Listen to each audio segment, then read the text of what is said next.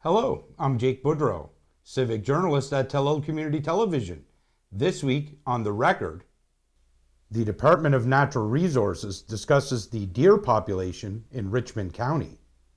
The interim leader of the Nova Scotia Liberal Party speaks about federal election results. The Nova Scotia Office of Healthcare Professionals Recruitment approves funding for local organizations. Nova Scotians can now apply for seafood buyer and processor licenses, and the provincial government is lifting the moratorium on ground fish buying and processing licenses. Some provincial parks have opened for the season, while local parks get set to reopen next month. And the medical director for the lung screening program talks about the expansion of the program to Cape Breton and eastern Nova Scotia.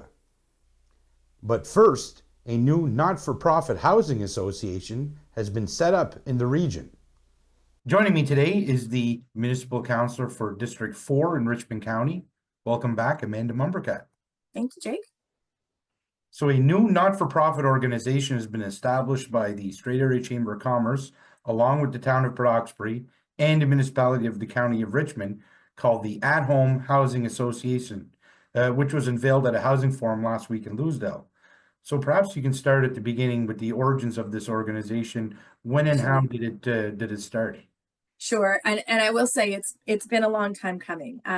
When I was, I think, first elected back in 2020, Jake, we were even as early at that time, the Housing Coalition, the Strait Richmond Housing Matters Coalition, was talking about a gap in our region, which was really the lack of a regional nonprofit housing association. And so after I was elected in 2020, I became the chair of that organization. I co-chair it now with my friend Sharon McDaniel. We were really trying to figure out a way. The coalition is an extremely valuable tool. But it is an informal network of service providers who come together to share information, advocate, and help problem solve. What we are not is a formalized society that could apply for a grant to get a housing project done, et cetera, et cetera. So this was the gap that we had identified very early on, even prior to my involvement with the coalition, I would say.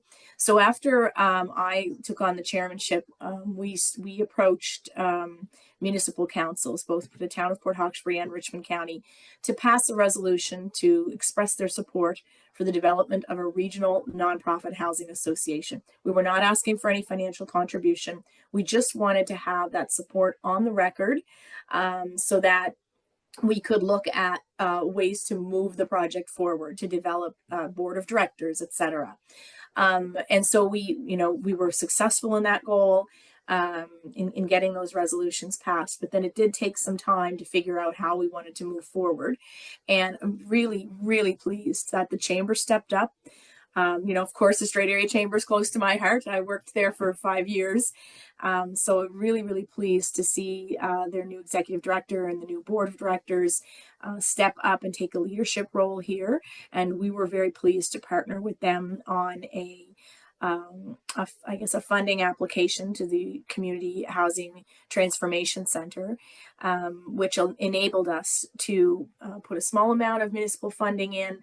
The chamber provided some funding, and then we leveraged that with the Transformation Center grant to be able to hire a consultant to actually start the real work.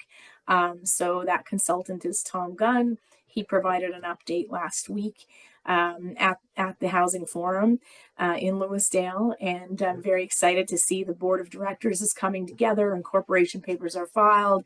It's we are well on our way. We've been working on the bylaws and policies related to it. So we've been really putting our axe to the grind here to try to get this thing off the ground as quickly as possible, and it's exciting to see it coming together.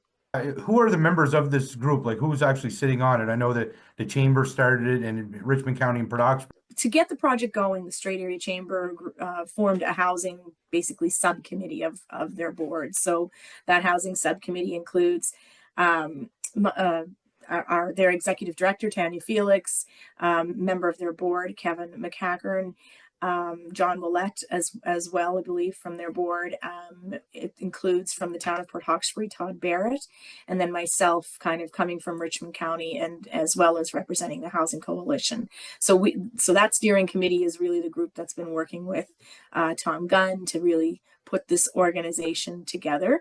And to be clear, Tom's been doing all the heavy lifting on, the contacts and the writing, and we're providing input and suggestions, and he's making it, he's bringing it all together with his magic and making progress. So that's kind of who has been spearheading it. Again, those representatives from the different organizations, but the board now, as it's coming together, will start to take on its own future, right? It will get its feet under it now, and I'm excited to see that happen. We are working really hard to make sure that there will be members on the board from Richmond County as well as the town. We want that geographical as well as sort of a diverse array of skills around the table, and so far it seems to be shaping up really well.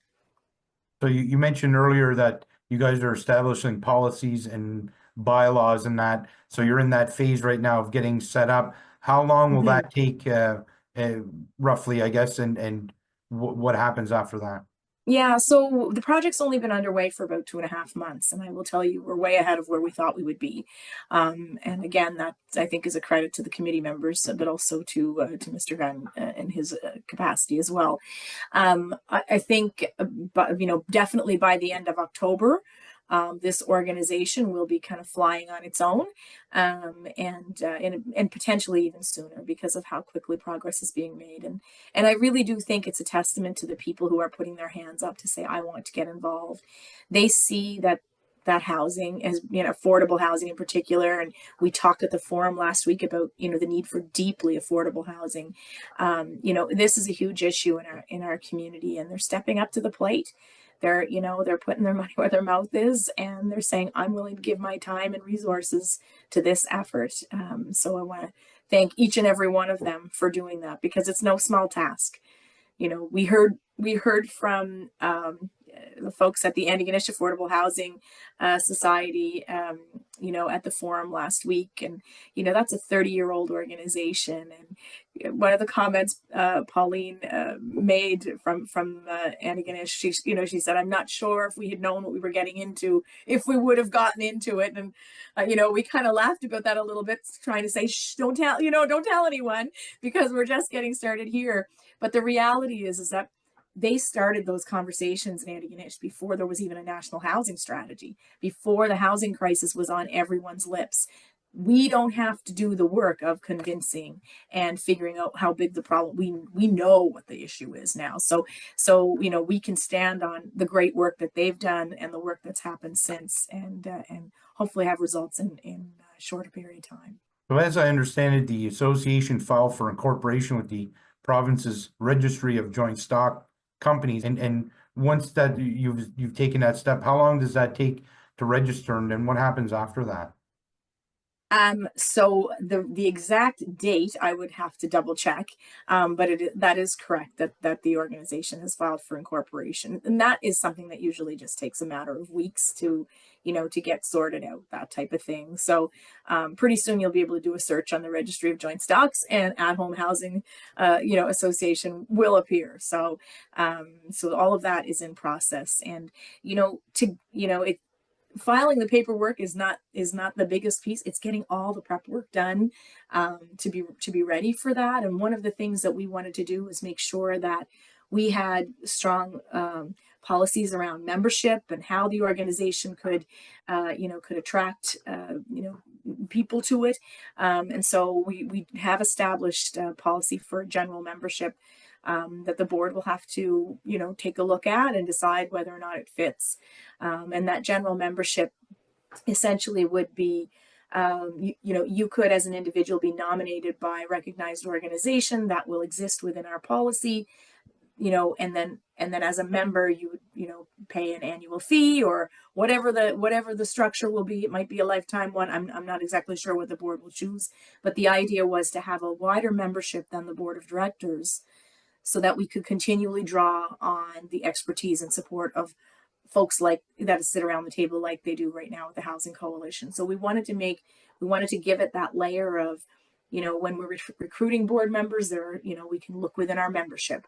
When we are, seeking to develop a project, we can look within our membership to get some advice and move things forward in as, I guess, holistic a fashion as possible. So this is an association. It's not a cooperative and it's not a society. It But is essentially a society. okay, Yeah, when we first started the work, when we received the Transformation Center grant to start the work, we looked at a few different models of, which organizations seem to be having some success, what seems to be the most common in Nova Scotia. When it came to housing, what we felt was, for us, certainly at this stage, we would form the organization as a society. So it will be registered under the Societies Act. We've called it an association, but it is essentially a society is how it will be filed. And we did that for a variety of reasons. There are certain protections for board members under that act. We did not feel that the cooperative model at this point in the game was suitable, where you would have, that kind of ownership stake. So not to say that we won't go there in the future, but we felt that for getting started, this would be the sort of the best balance between protection and organization for the board, and as well as risk mitigation. So that's where we're starting, and we'll see how it grows from there. so I assume, like the Antigonish Affordable Housing Society, one of the main goals, or the main goal, is to leverage funding from the provincial and federal governments for affordable housing, I assume is what.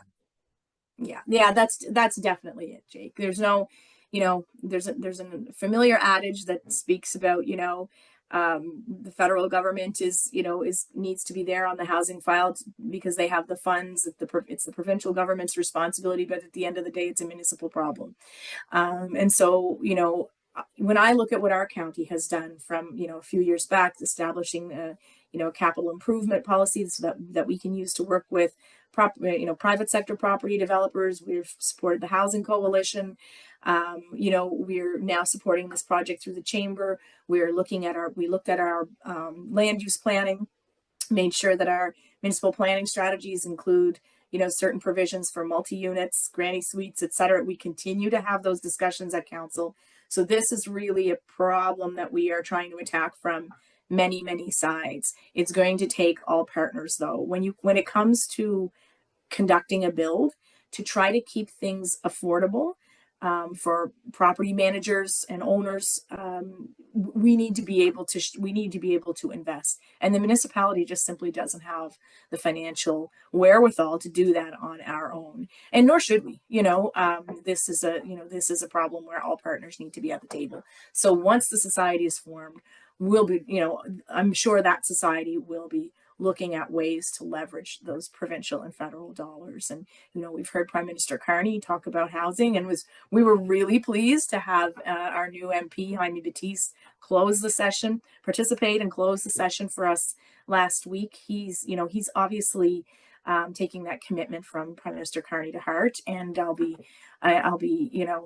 really, I guess, interested to see how the new society can work with our MP, work with our MLA in the future to actually put roofs over people's heads, which is what we need to be getting done as soon as possible.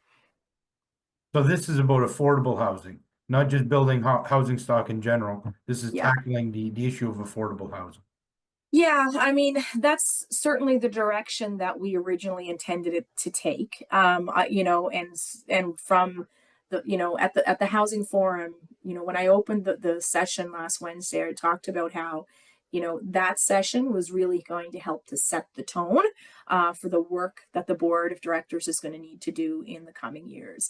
And what we heard loud and clear was that need for affordable housing, that need for deeply affordable housing, that doesn't exist here. It's a huge gap in our market. We don't have enough public housing stock. What we have encountered now is a situation where we had a report done by the provincial government. I'm trying to think, maybe a couple of years ago, where it talked about a gap of up to 500 units coming up in the next 5 years, and just in Richmond County alone, not even including the town of Port Hawkesbury. They had another number, estimated on their own. And frankly, I believe that report is extremely conservative. I believe the gap is probably a lot higher, and I'm basing that on things like the service-based count that we conducted in 2021 and just finished again, where it showed a huge increase in the number of people experiencing homelessness here in our region, and troublingly, the number of children impacted by that precarious housing situation and homelessness situation that they are in. So I think definitely we're going to see the organization probably focus on that affordability factor. We're very fortunate in Richmond County that we've had property developers step up to the plate, develop market housing, appropriate seniors housing, that type of thing, but there's a need for more. So how the organization ends up working with some of those developers will be really interesting to see. But our main goal was to set it up so that it could be as collaborative as possible and everybody pitching in with solutions. So now that it's been formed, you guys are hashing out some governance issues, bylaws and policies. You've registered with Registry of Joint Stocks.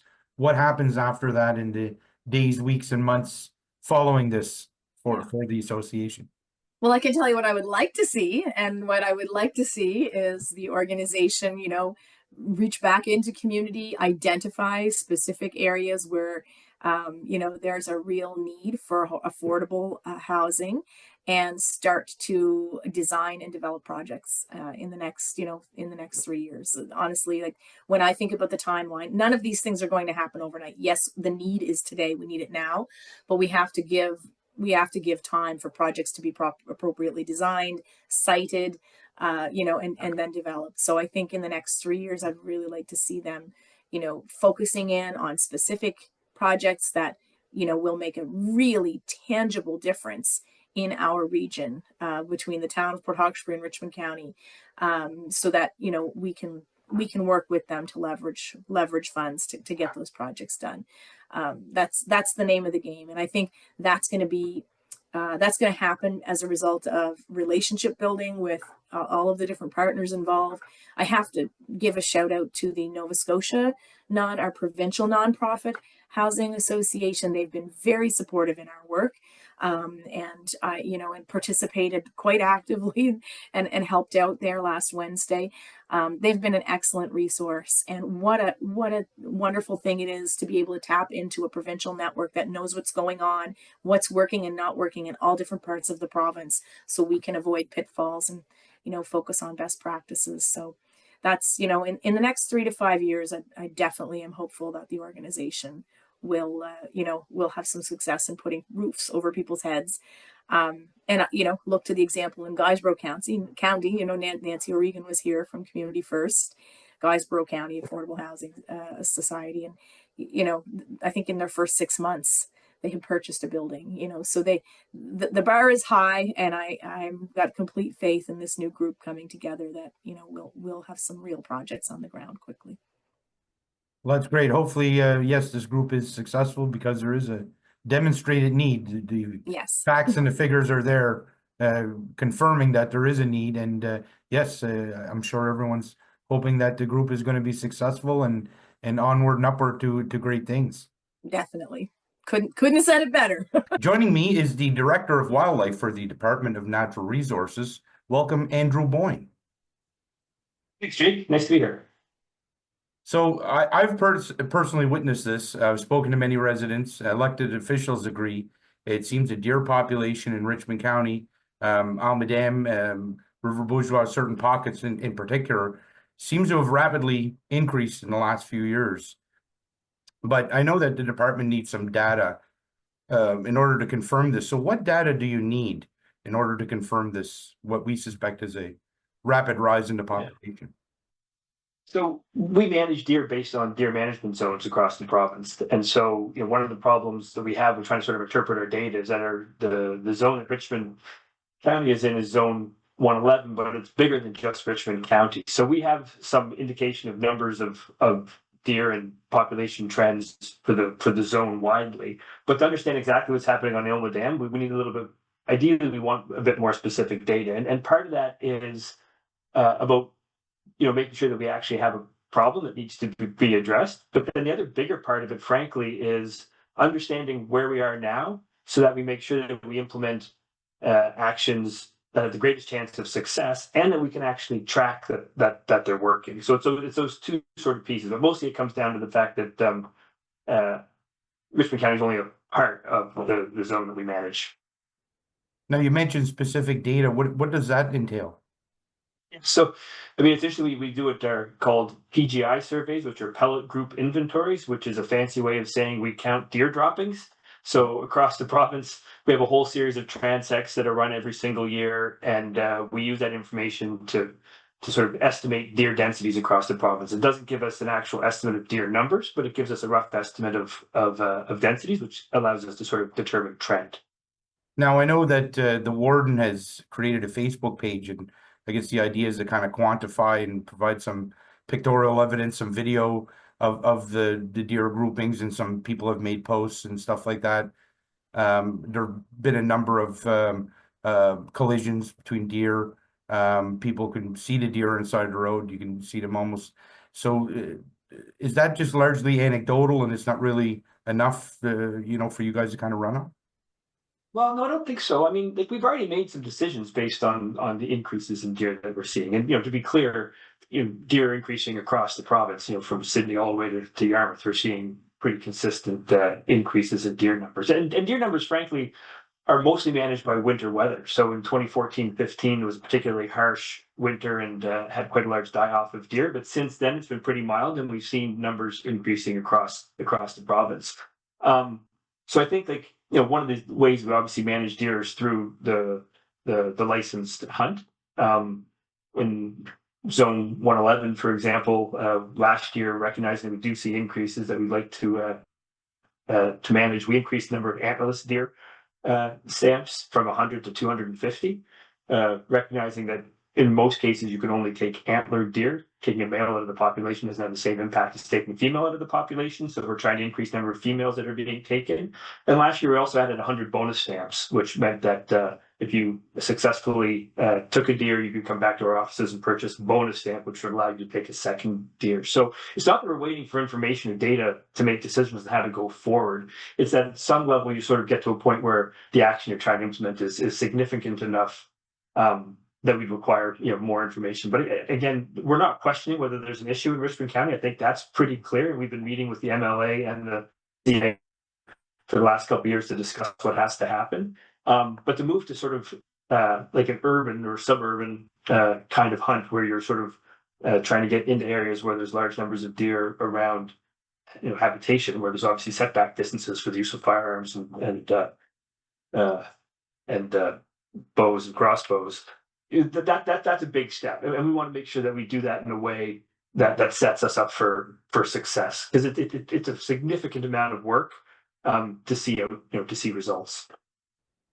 Now, once you're able to get the information you need and take action, you guys have mentioned some remedies such as being able to hunt does and things like that. Are there other actions you guys can take to try to do something with the population?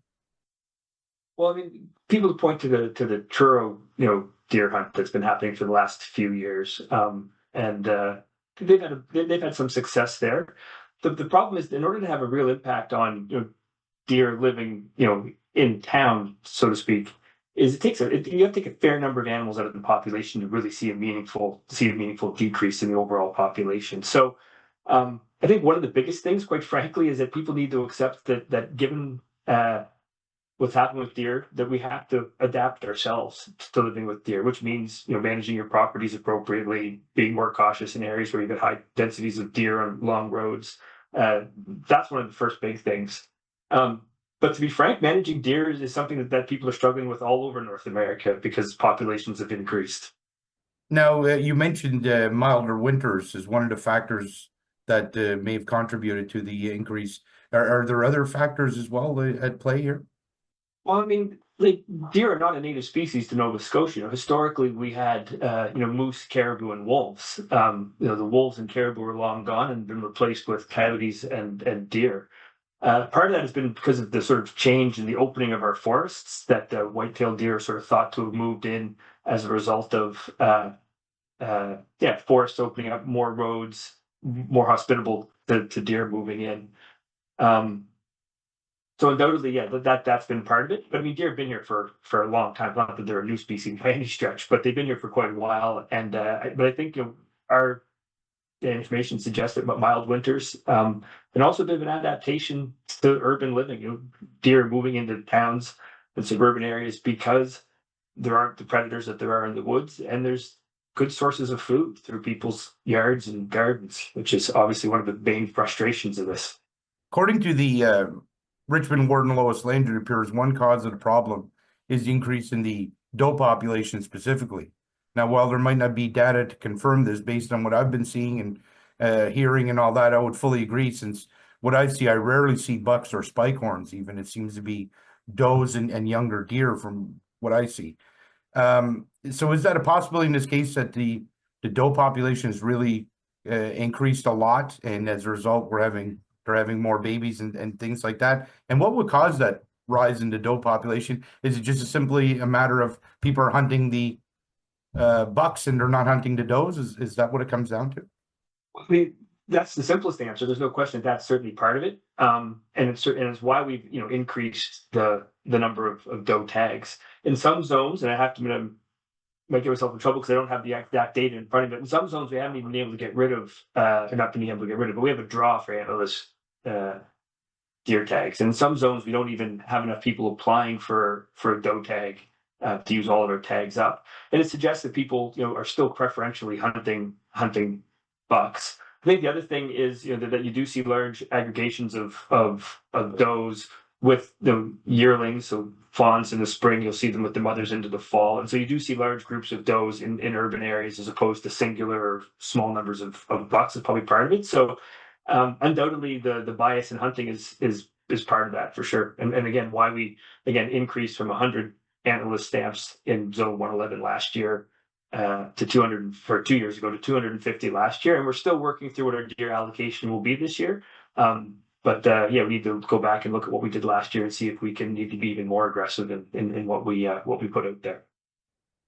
A farmer here in Almadam is considering not planting crops this year for the first time in 3 decades after deer destroyed many of his crops last year. Even backyard growers are reporting that deer have eaten their crops. What can these growers do to combat encroaching animals like deer? Do you have any tips? We certainly for the agricultural sector, we do issue special stamps specifically for the agricultural community that allows them to take deer out of season or bear out of season to address that. So if people have questions about that, I encourage them to contact the local DNR office where they can go and put an application in to get a nuisance stamp that will allow them to do that. That's specifically for agriculture for sure.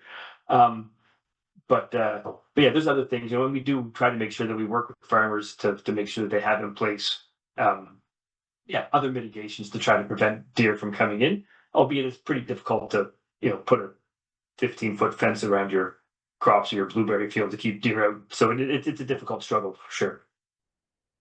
What are some of those other mitigation? You mentioned that too. I mean, other than fences and things like that, or is there things people can spray or any kind of materials they can maybe put around their crops or anything like that? You're probably not the best person to ask that question to. Undoubtedly, there are probably all kinds of different things out there, from lighting to electric fences to types of crop that one grows. There's probably a variety of things, but admittedly, I'm probably not the best person to ask that. But again, we have technicians working on all of our regional offices who deal with these kinds of complaints and would probably have good advice. And we're happy to work with farmers to try to sort that one out. But admittedly, that is a tool specifically for agriculture. Another problem with the higher deer population is vehicle collisions, as I mentioned previously. Based on what the warden for Richmond has told me, it's getting to the point that some companies are considering whether or not they're going to honor some claims because they're getting so many claims here, specifically in Almadam. I know from my own experiences, I drive almost anywhere in Almadam, and I can usually see a few deer anytime I go anywhere, and sometimes a lot more than that. Are there possible remedies to this problem? I mean, with the deer population, they're going to be closer to roads, they're going to be on roads. What can be done to try to stem this at the very least? Certainly, if you're on our 100 series highways, across the province, you'll see pretty extensive fencing in certain areas. We do have a process whereby we work with the Department of Public Works to identify areas where we do have high collision rates and prioritize those areas for putting in place fencing.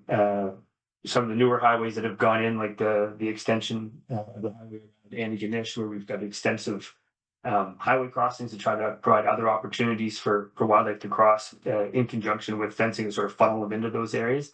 Admittedly, those are primarily on the major 4-lane 100 series highways, but we do actively work to identify priority zones to put some of that fencing up. In smaller areas, like I don't know the details because it's run through Public Works, but they do have a process through which you can put up deer crossing signs to sort of warn people. But admittedly, you do see those signs all over the province, and I suspect most people are aware of them, but maybe aren't slowing down. But I think, again, one of the things I alluded to earlier on was, undoubtedly one of the things that we have to accept as Nova Scotians is that deer populations are high. We're working to see how we manage those, but in the short term and potentially in the long term, people need to adjust their own behavior to adapt to the large population of deer. So it does mean slowing down.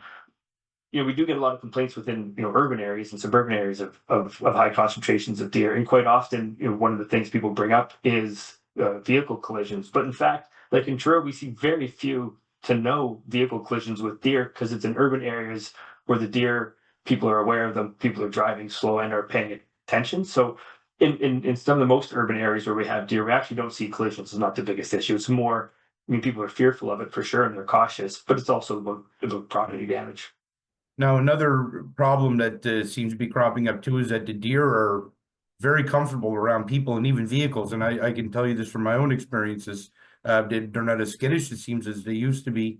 And even if you stop the vehicle and pull over, they don't even move. And sometimes they'll just sit there and look at you. And I've also seen people feeding deer from almost their hands too. And I know that deer seem to be largely unconcerned with oncoming vehicles to the point where they slowly walk away when a vehicle comes to them. So I guess it goes without saying that people should definitely not be feeding deer.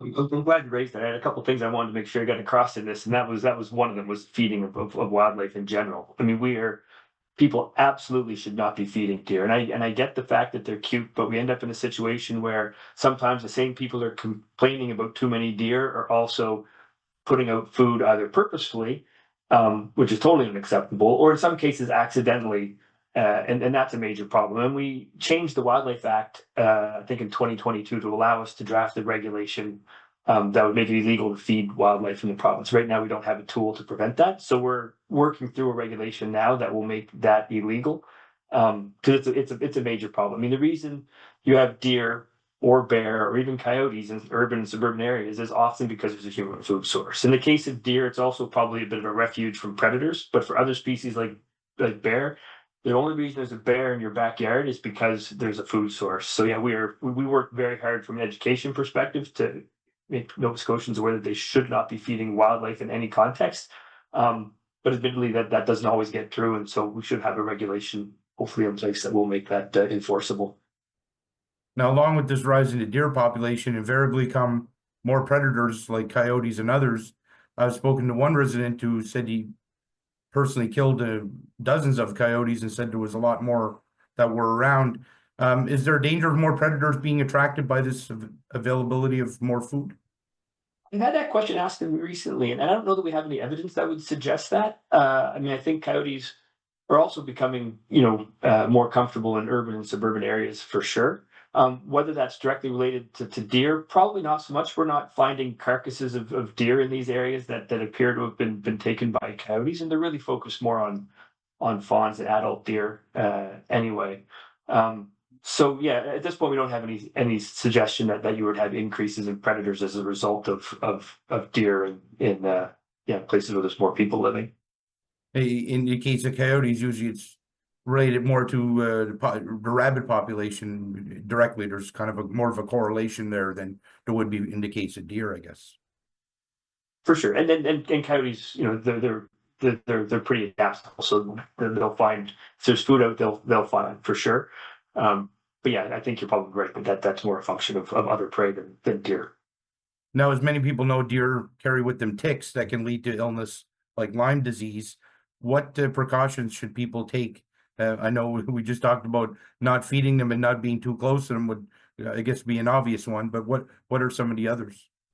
Yeah, sure. I mean, the fact that one of the species of ticks we have is called a deer tick sort of makes people link the ticks to deer, but really there's no evidence that high concentrations of deer is any way correlated to high numbers of ticks. Again, our tick population is booming primarily because of climate change and warming winters. They need a super cold winter to kill ticks. I think this winter we had a couple of days where it was down below -25. And I thought to myself, if this could only last for another week or two, maybe we could knock the tick population back. So I think people need to be cautious of ticks for sure. I mean, Lyme disease is a serious thing, but there's no suggestion that high concentrations of deer lead to high concentrations of ticks. Ticks are carried by many species, dogs, humans. So I don't think people need to be any more cautious in areas with high concentrations of deer, but anywhere really in Nova Scotia now, walking your dog and yourself, it's a good practice to be doing tick checks when you get back. I mean, as you noted, the deer population is increasing throughout the province, and you guys are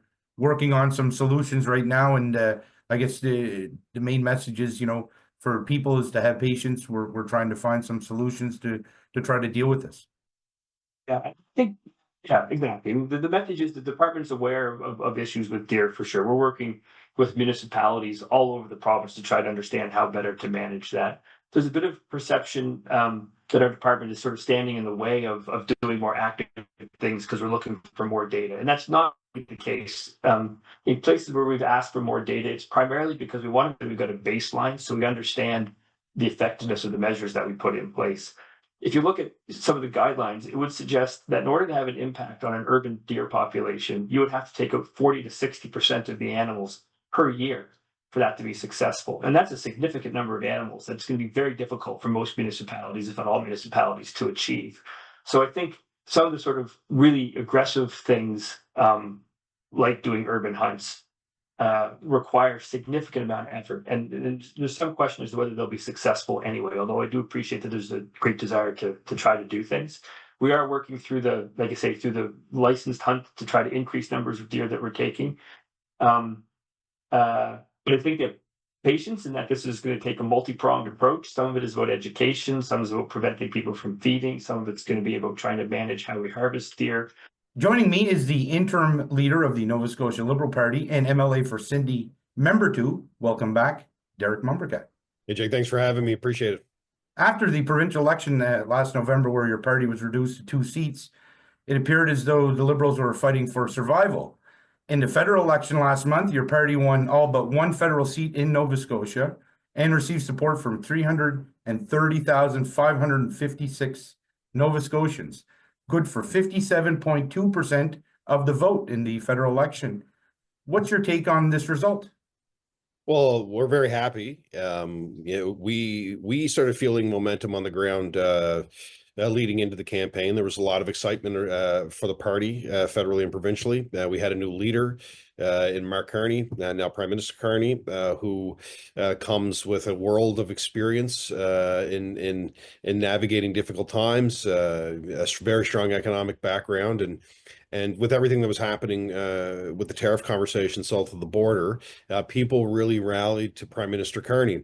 So in my travels, I had the opportunity to canvass with a lot of candidates and help support candidates on the ground in Cape Breton. You could feel the energy for the party. You could feel the excitement that people were having towards our candidates across the province. And it was a very strong result. We're on the road now touring, and we feel it in the communities that we're in. There are a lot of people that want to come and support us here at a provincial level after the federal election. And we're going to continue to travel the province. We're having great conversations. Yeah, and I know that you did some stumping for Cape Breton-Canso, Antigonish MP Jaime Batiste, as well as Mike Kellaway in the neighboring riding of Sydney Glace Bay. And I imagine you heard something on the doorsteps from the people, probably different from what you heard in the provincial election. Well, actually, I started hearing concerns regarding the conservative leadership in the provincial election. So, and that really flowed into the federal campaign, the message that was coming from the conservatives that it wasn't resonating with people. You also have both Jaime and Mike who have solid track records in representing their communities. Made the decision when the boundaries changed who was going to run where, and we did whatever we could, and I did whatever I could to support my friends and my colleagues. So I'm very happy that we have two government representatives that will be representing the island in Parliament, and I have a very close working relationship with both of them to not only support Cape Breton but also support the province as a whole. Yeah, and that brings me to my next question. Nationally, the Liberals took 170 seats, just two seats shy of a majority, with strong support in Atlantic Canada and Quebec, as well as solid showings in Ontario and places like British Columbia. Are you confident you can work with this new government now that it's in place and on the go? Yeah, so for me, I look at what the message really was from Prime Minister Carney during the campaign, and why I wrote him a letter in the last 2 weeks. There was a big talk around infrastructure and what that meant for nation building projects. What can we do here in Cape Breton? What can we do in Nova Scotia? What are some critical infrastructure pieces that will help us to break down interprovincial trade barriers, to open new markets for Cape Breton and for Nova Scotia to access with product. We have strong fishing communities. We want to give them as much opportunity as possible to export product. But there are key pieces that we need. So for me, I feel confident we can work very closely with them. I've been very clear about some of the priorities for me for the island. I think rail is going to be very important for the future of the island. I think, as you know, cell service is a big issue in rural communities across the province that we're going to need to address if people want to open businesses or expand opportunities. And fishing is a huge part of the livelihood of many Cape Bretoners and Nova Scotians. And there was talk around increasing infrastructure for wharves to help with capacity. So I'm very confident we can. That was the exciting part for me in listening to the narrative from Prime Minister Carney and the platform, is that for me, they know what my priorities are. I've had the opportunities to speak with many of them, and hopefully I'll get a chance to speak with the federal leadership at some point to continue to press what I think is important for the island. Now, although they are in different parties, are you confident that the current provincial government and Premier Tim Houston can deal effectively with this new federal government in Ottawa? Well, I hope so. We always hope that there's a strong relationship, but the challenge we have with our current provincial government is that we've seen the erosion of relationships happen very quickly. We saw that with former Prime Minister Trudeau and Tim Houston.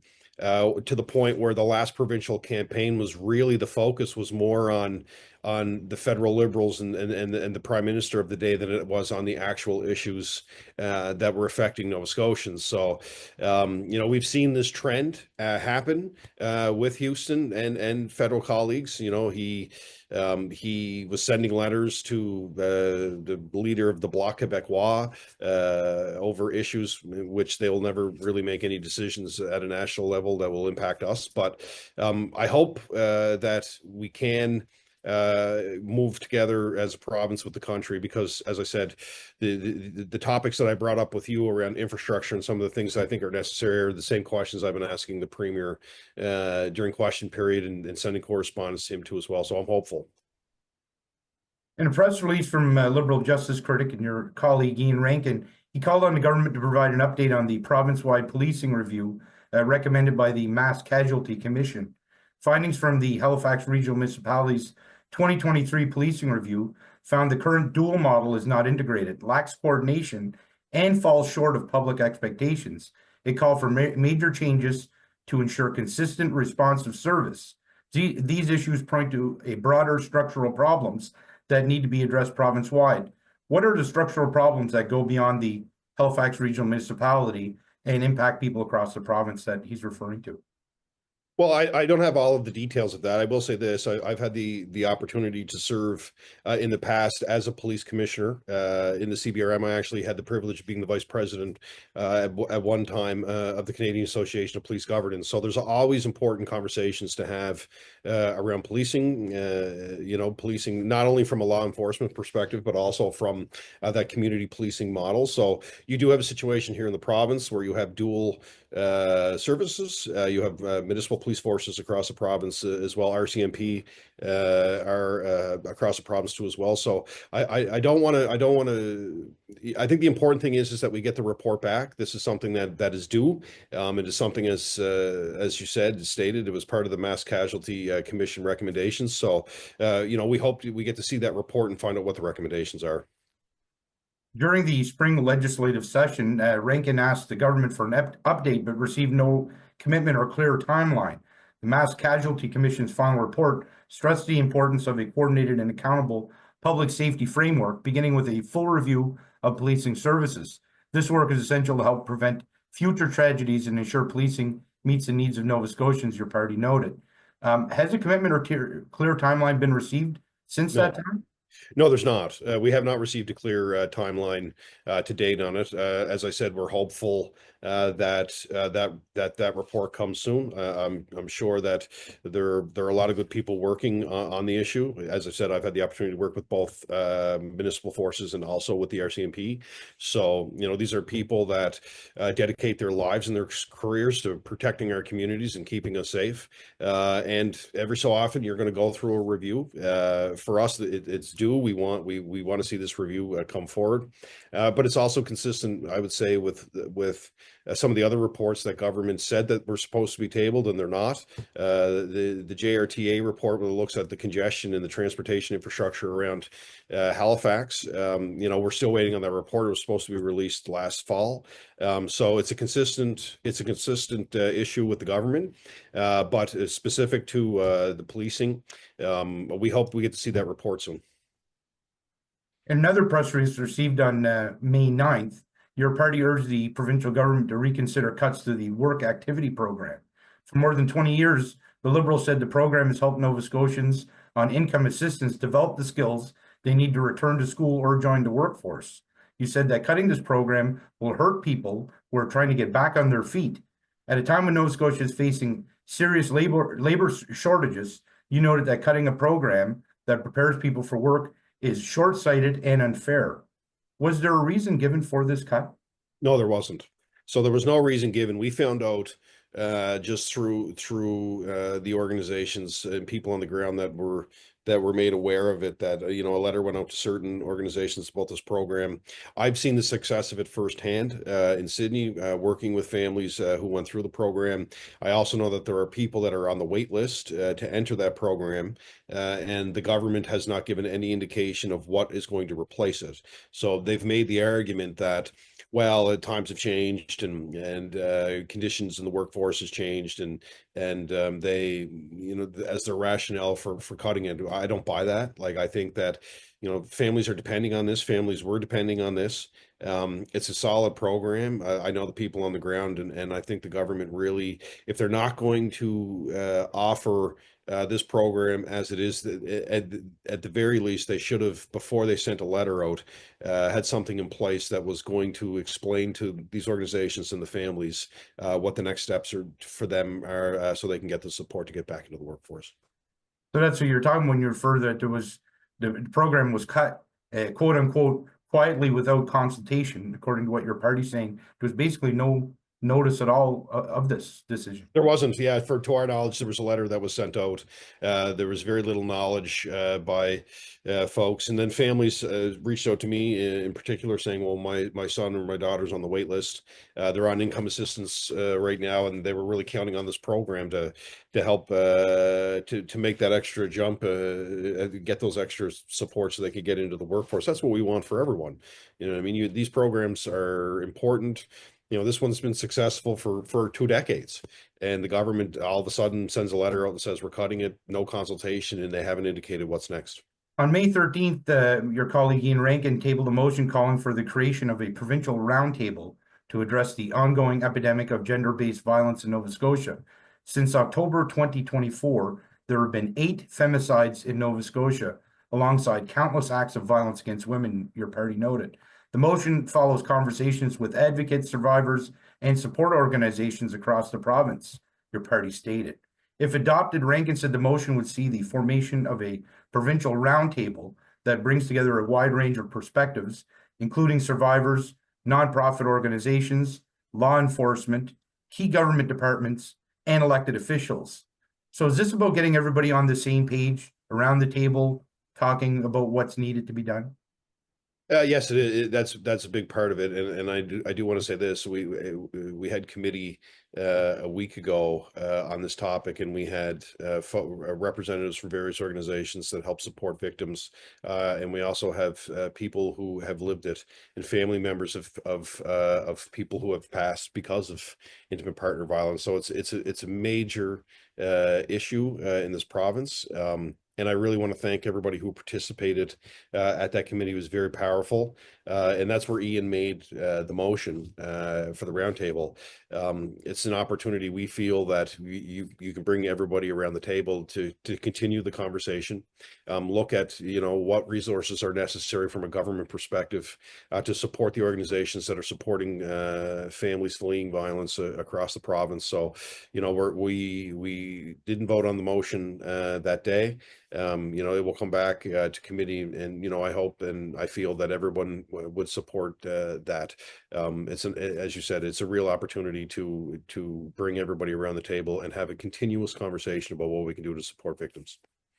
Yes, and this is it is a problem. I mean, there's definitely a trend that's taking place, and It's it has to be heartbreaking. It addressed. really is. It's heartbreaking.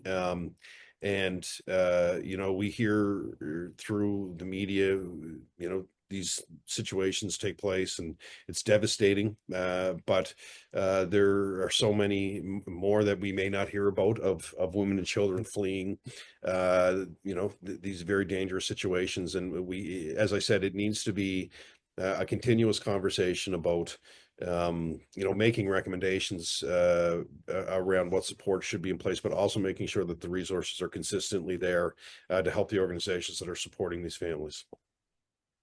So now with the spring session been over for some time, what else is your party working on, and what other issues do you plan on highlighting in the days, weeks, and months coming up?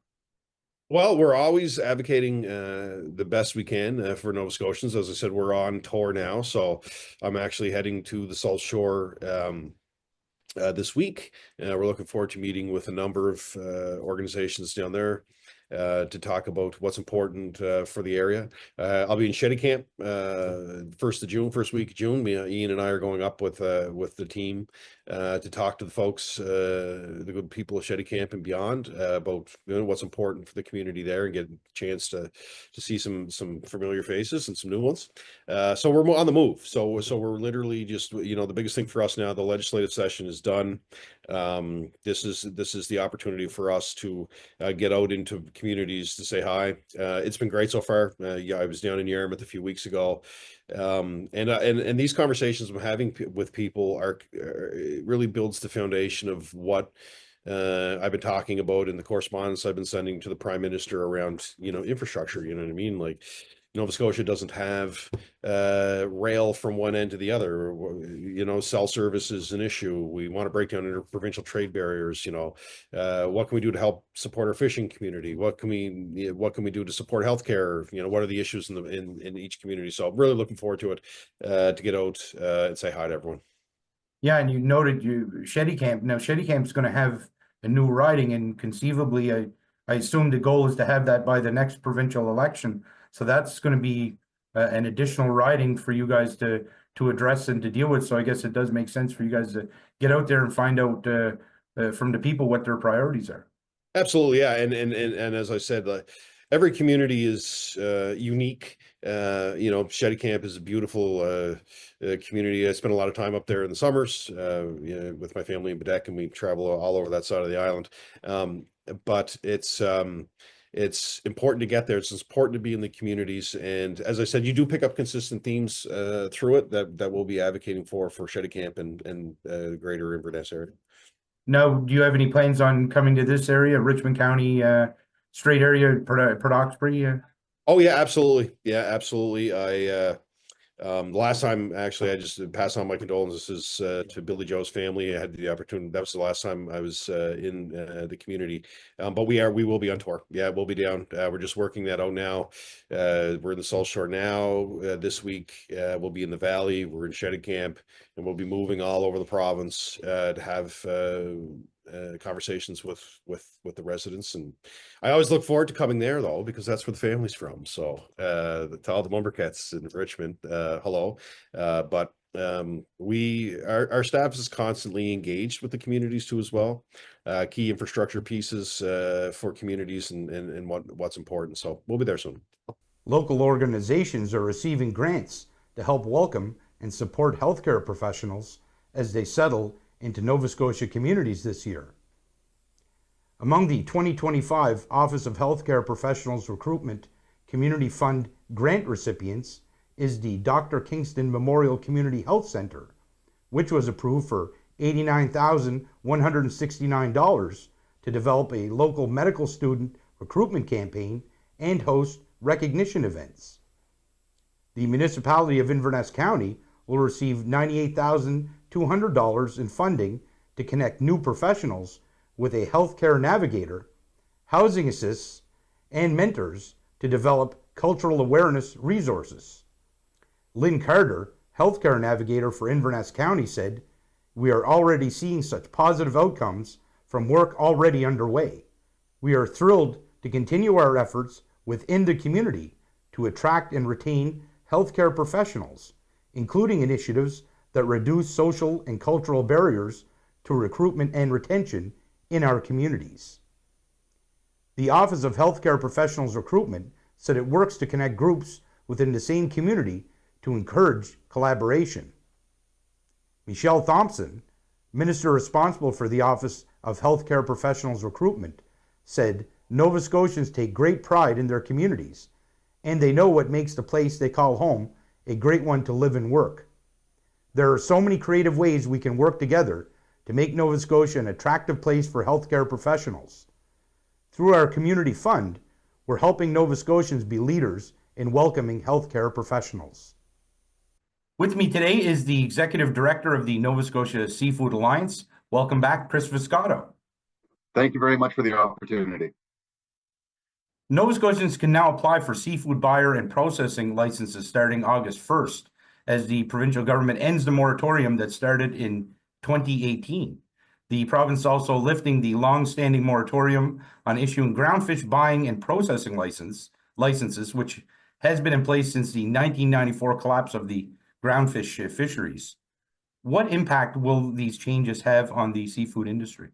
Well, I mean, it's one of these pieces where these changes are essentially building a path for whether it be new entrants to decide that they want to actually build and construct a processing facility, or at the same time for existing participants in the industry who say to themselves, okay, I've been focusing on this product for years, realizing there might be supply challenges or there might be a change in what's coming out of the ocean. Now I'd like to reposition myself to be able to take advantage of this species here. This provides that opportunity for them to actually start pursuing that type of diversification opportunities, while also welcoming some innovation to the sector from that might have been challenged to access if they weren't able to actually get those licenses. I think what's a very important piece, though, is that this policy that's being proposed and is being delivered to us is designed to provide some sense of security for those existing participants that are actually in the business. So those multi-generational enterprises should have some confidence that the government will be looking and evaluating those new entrants that are coming in to make sure that it's not going to unsupply flows, labor flows, all those fun things that existing operators are relying on. In that press release, the minister noted that this would have a impact on the economy. Do you agree with that assessment?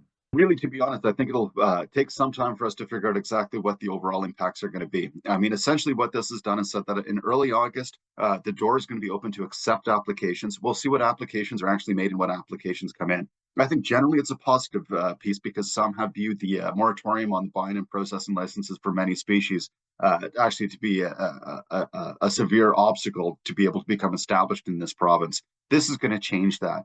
At the same time, we do have a lot of existing players on the landscape. They also will be somewhat impacted by this as they decide to make by their own decisions about what they're going to do moving into the future. In the press release, the province said the moratoriums will be lifted in 2 stages. The government will begin accepting applications for buyer and processor licenses for most species on August 1st. Following continued consultation with industry partners, the government said it will begin accepting applications for lobster buyer licenses, snow crab buyer and processor licenses on January 2nd, 2026. Now, you just alluded to that. It's hard to say right now, I guess, but do you anticipate there will be a lot of applications to this?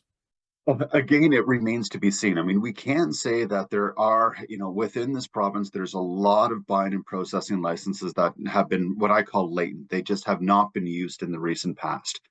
So are we going to see some of those licenses become active? I can't say. Are we going to see a flood of new entrants coming in? Again, I can't say. My suspicion is that really generally we're going to see some limited movement on both sides. Again, these are large-scale business decisions that have to be made. In order to actually access any of these licenses, you're going to have to say, here's my business plan. Here's what I'm planning to do. Here's how I'm going to bring value to the province. And I think those are all very, very good things to make sure that we get the right people actually in the industry. The province said the moratorium was a temporary measure to maintain fair competition and reduce speculation during the review period.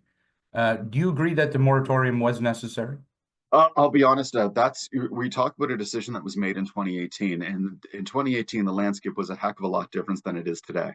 I can say that, generally it's a prudent idea to take a cautious approach, especially when they've stepped back and they had announced that they were taking a large scale review of the policy framework that governed how licenses were given. So it did seem appropriate for them to say, okay, we're going to take a pause while we look internally to figure out what the best path forward is. I will say that 7 years is a bit of a long time for the decision to be made, but at the same time, we are grateful to see that the review has been completed and we now have a path forward. And to be completely frank, they were quite transparent with the industry as they worked on this in the background to say, here's what we're thinking about doing. What does the industry think about this? And this was done through the Nova Scotia Seafood Processors Advisory Committee, through direct interaction with enterprises and the government. So really, it might have taken a fair amount of time for us to get here, but I think we're in a good place starting out moving forward. Now, over the last 7 years, the province said it consulted with industry representatives during a policy and regulatory review, which is now complete. Were you part of that process, and who else was also part of that process? Well, so the province did it in various different ways. So they did it through some direct kind of contact and asking some of the lead players within the industry of, how does this look, as well as talking to people who are looking to get into the industry saying, how does this look? At the same time, they use, as I said, the Nova Scotia Seafood Processors Advisory Committee, which includes a broad membership, from the Seafood Processors Association of Nova Scotia, some larger interested enterprises. The Seafood Alliance is a member of that. I certainly sat at that table and had those discussions. But again, if we look at this is a process that began from a groundfish site in 1994. So I can't say that I was directly at the table for the last 30 years, but I've definitely been at the table speaking to them over the last several years, trying to bring the interests and the positions of our membership actually forward to make sure they were integrated in the final decision and model that you see today. I will say I'm quite confident they did look far and wide, and they spoke to as many people as they could to try and find that path that balances all of the sides of the interest. And I think they did a pretty good job. But again, we are cautiously optimistic because the devil's going to be in the details. The Seafood Processors Advisory Committee is going to be meeting again in early June. At that point, we'll begin to see the actual nuts and bolts of what they're going to ask for, how they're going to evaluate it. And at that point, the industry will be able to offer some additional input to help make sure that this actually dovetails fairly well to what our expectations are. In the press release issued by the province, you were quoted as saying, "We look forward to continuing those conversations," which you alluded to earlier. So what did those entail? Is the same type of thing, basically consulting you guys providing your feedback type of thing? And it's not just going to be us, it's going to be industry wide. So really the government or the department is going to be coming out and saying, this is what we think is the right thing to do. Here's our model. We'd like to get some input on, where are the challenges? Do you guys see whether it be an obstacle, a loophole, or what have you that needs to be addressed on the front end? With all of these things, it's much better to try and deal with this on the front side than after the decision has been announced and it's all laid out. At the same time, that's one of the reasons that they provided that delay to January 2nd for those really high value supply constrained species, is to say, let's make sure that for these ones, we've got a very, very good idea of what we're going to do to make sure that we don't unduly impact any existing operators. So that being said, I'm quite happy to hear that they are intending to maintain those conversations. We're going to be going back to all of our membership with whatever is brought forward to say, does this work for you? And at the same time, does it allow new entrants who might be able to bring innovation financing into the sector? Will that provide an adequate opportunity for them to do so? Ian McIsaac, president of the Seafood Producers Association of Nova Scotia, said he looks forward to continuing this collaboration with the minister and this department. Now, something he said that I was going to ask you about, he said as they set the regulatory conditions for our seafood sector to compete and thrive in the global seafood marketplace. What exactly does he mean by that last part? I mean, I think we have to accept, you'd have to ask Ian that, number one. But I can say, as I step back, one of the things that we're noticing is that, with these global changes that we're observing, we're seeing that our products now need to move to flow to different markets.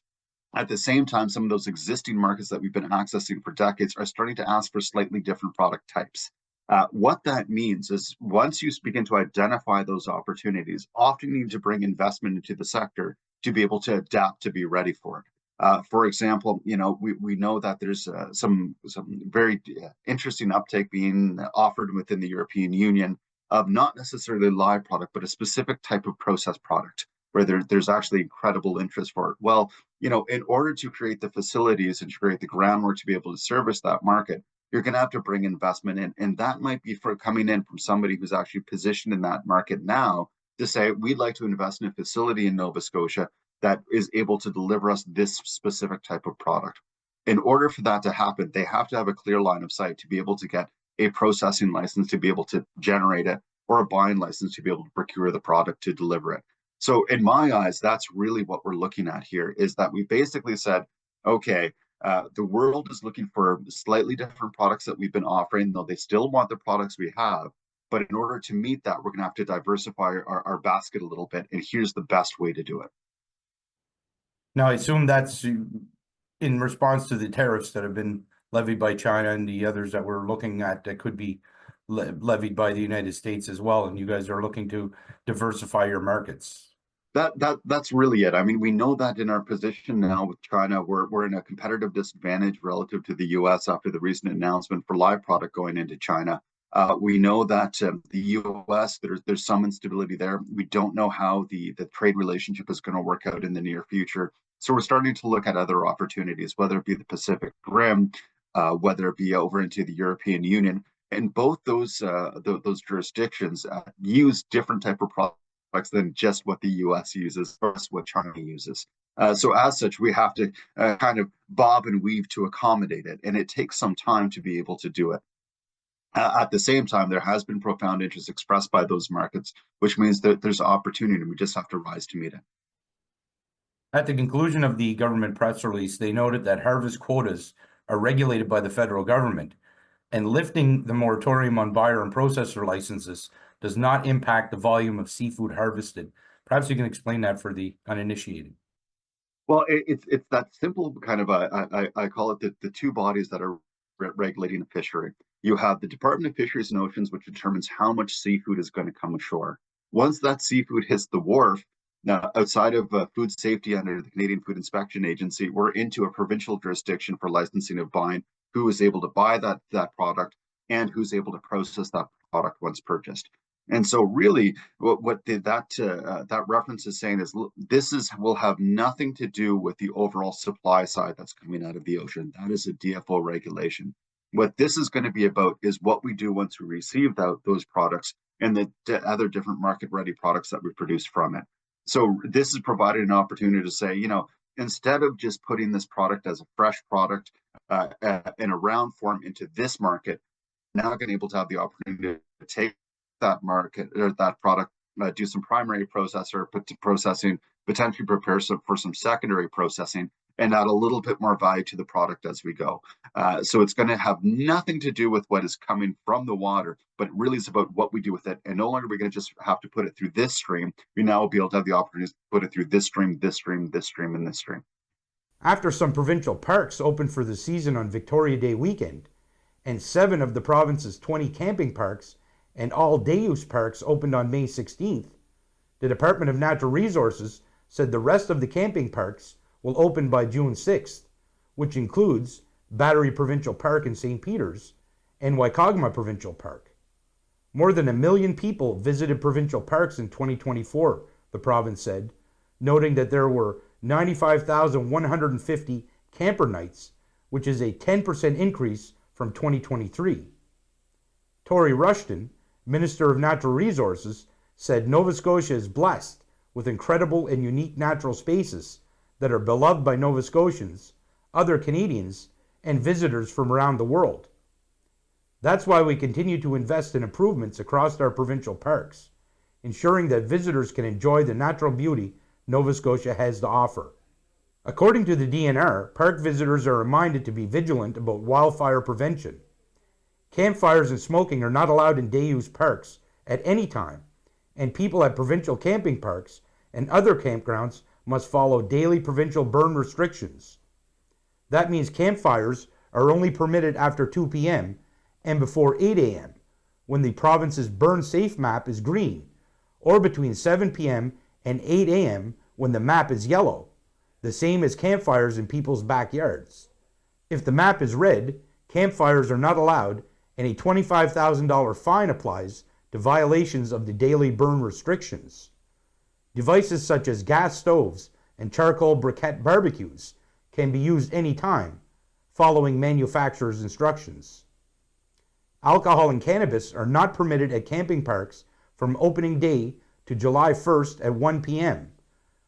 From July 2nd until closing in the fall, they are only permitted at rented campsites. Also, alcohol and cannabis are not permitted at day-use parks. People should take precautions to prevent tick exposure when they are outdoors, such as tucking in shirts and pulling socks over pant legs. For early protection against Lyme disease, people can visit their local pharmacist to have their tick bite assessed and determine if a preventative antibiotic is appropriate. Joining me is the medical director for the lung screening program in Nova Scotia. Welcome, Dr. Daria Manos. Good morning, Jake. How are you? A lung screening program will expand to the Eastern Zone, targeting people at a very high risk of developing lung cancer. This includes Nova Scotians aged 50 to 74 who have smoked daily for 20 years or more at any point in their lives. Are there other groups at very high risk, such as those who maybe worked in industrial settings? Great question, Jake. It's complex. So basically, smoking is far and away the #1 cause of lung cancer, and about 70 to 75% of the lung cancers that we see in Nova Scotia are directly related to smoking. That's the risk factor. But there are other risk factors, including today what you did for work and if you were exposed to chemicals during your work or particles during your work. The other big risk factor in Nova Scotia is, and across the world really, is radon. These are important risk factors, and we should try to limit our exposure if we can, but they're not, they don't increase someone's risk of lung cancer enough to mean that the risks of having a CAT scan are worth it. And that's where the complexities are, and it's quite difficult to weed through, but it's the smoking that really puts someone's risk way up. The Department of Health and Wellness said primary care providers may also refer patients to the program. The department said people who meet the initial program criteria are offered a clinical assessment to determine their personal risk of lung cancer and whether they would benefit from a low-dose CT chest scan. They said everyone who calls the program receives information about lung health and, if applicable, supports available to stop smoking. What are those smoking cessation supports that they're offering? Yeah, so when we designed this program, it was really important to us that the program doesn't just find early lung cancers, but that we provide education to people, and we also try to prevent lung cancers and other smoking-related lung diseases. The way to do that is by trying to limit and helping people limit the amount they smoke. We know that quitting smoking is really tough to do, and for your listeners, if you've tried once and you weren't successful, you're not alone. Most people have to try well more than one time. They have to try a lot. So don't give up. The smoking cessation supports are a couple of things that we can do. They're not everything that's out there that's available to everyone. So I'll go through some of them. Through our program, there's two things that we offer, depending on your risk of lung cancer. The first is smoking cessation counseling. And we do that through Tobacco Free Nova Scotia. The second is nicotine replacement therapy that can come in the form, various forms, in, a lozenge, a gum, or a patch. And that just helps people with the addiction. There are other great things that people can do. There are medications. We aren't, our program is staffed by nurses, not physicians, so we can't prescribe that medication. But for those Nova Scotians that are lucky enough to have access to primary care, that's another route. Then there's other things that have been shown to reduce smoking as well. But the two things in our program are the counseling and the nicotine replacement therapy. People can contact the lung screening program by calling 1-833-505-5864, the department noted. Addictions and Mental Health Minister Brian Comer said cancer screening saves lives, and expanding the lung screening program will improve outcomes for people by preventing or finding and treating lung cancer earlier. I'm assuming this is a preventative measure to reduce strain on the healthcare system overall. Yeah, I mean, that's an interesting question. It is, you're right, Jake, it's much easier to treat, and it's cheaper for the healthcare system to treat an early lung cancer. And that's what we're looking for. We're trying to find early lung cancers than it is to treat a late stage lung cancer. We're also hoping that we'd make a much bigger impact, not just by finding the little lung cancers, but by encouraging people to reduce their risk of lung cancer, primarily through reducing the amount that they smoke. So this could have tremendous savings for the government. I believe the most recent, I don't have it off the top of my head, but I think it's something like, well, we spend millions of dollars on smoking related lung diseases every year. Nova Scotia Health does. So it's a big deal. To date, more than 2,700 people have called or been referred to the program, which launched in the Central Health Zone, that would be the Halifax Regional Municipality and West Hants, in January 2024. It will continue to be rolled out across the province over the next year, the department said. What have you been hearing so far about the level of public interest in this program in the Eastern Zone specifically? Yeah, there's tremendous support for this program in Eastern Zone, and I've really been impressed by the team in Eastern Zone and the sense of community, the willingness to go above and beyond and help out, which is it's really lovely to see. There's a lot of interest.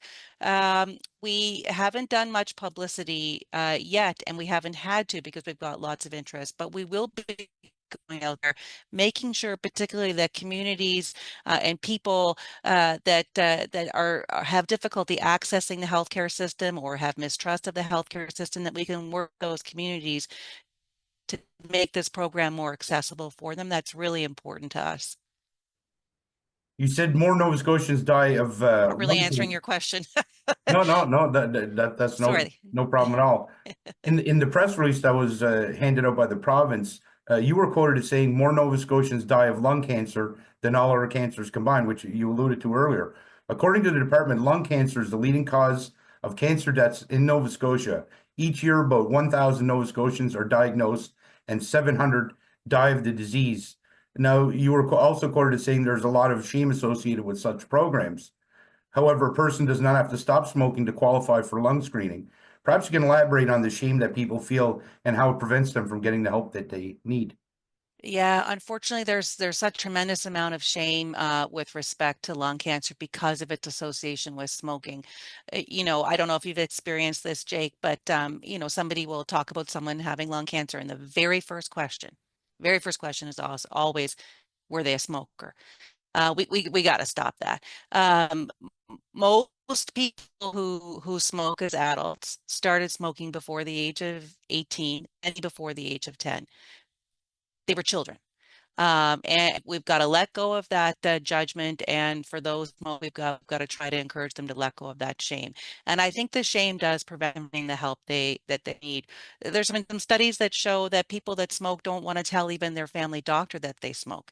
That's one of the reasons why we allow people to refer directly to this program themselves. And that's quite unique. You don't need a physician to refer you or a nurse practitioner even to refer you. And we're decision that we're making, we're doing so to say, okay, is there an opportunity for us to make this easier for people and try to combat some of that shame?